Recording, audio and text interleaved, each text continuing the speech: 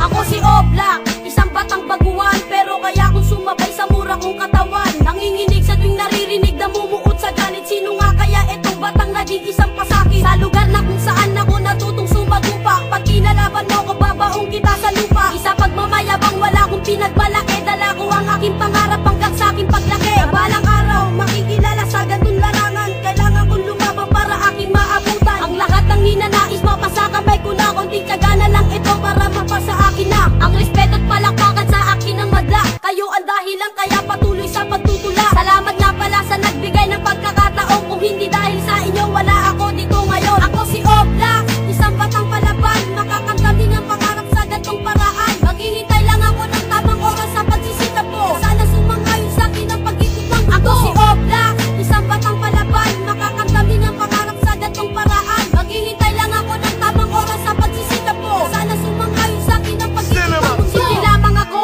at di gaanong malupit, pero paghawak sa mikropono parang masigit. Pago sa isang halimaw na inaasahan nyo. Oo, bata lang ako pero sa akin basag kayo. At baka bukas, ahali ka sa aking biti at sasabihin mo ang